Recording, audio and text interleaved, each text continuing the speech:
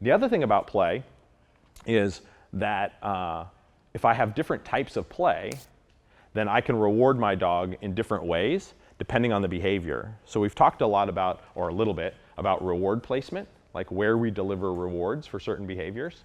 And so when we were luring our dogs in heel position, practicing our muscle memory drill, we wanted the dog to lift its head up. So when it lifted its head up, we rewarded it up here above its head, right? We didn't get it to lift its head up and then say yes and reward it down here. We rewarded it up where we wanted their head. So that's a classic example of reward placement. We deliver the reward in a way that intensifies the behavior. Well, if I throw a ball for the dog, that means the reward placement always has to go away from me.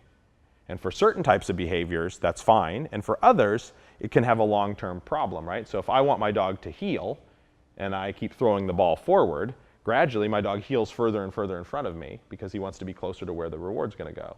If I'm recalling my dog to me and then throwing the ball away from me, the dogs have a tendency to stop further and further away from you, expecting to run away from you to get their reward instead of stay here with you, right? You can still work around those things, but you have to be very attentive to your criteria. Whereas if I'm using a tug, I can present that reward in a lot of different ways. My dog's heeling, I can present it right here. He can jump up and grab it. My dog's facing me and I want him not to come towards me, I can say yes and throw it behind him.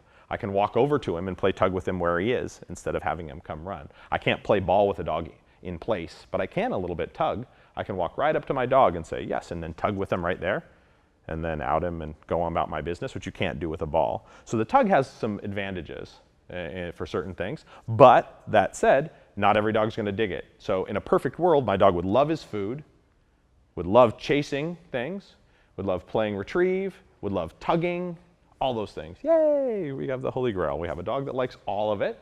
That's lovely, right? Now we have all kinds of different ways of reinforcing the dog. But you're going to see when we get up and start playing with the dogs that not every dog likes all parts of it. And so we steer the dog in certain directions, and then at that point we start playing to whatever that dog's strengths are. And we're going to play in a way that that dog finds satisfying.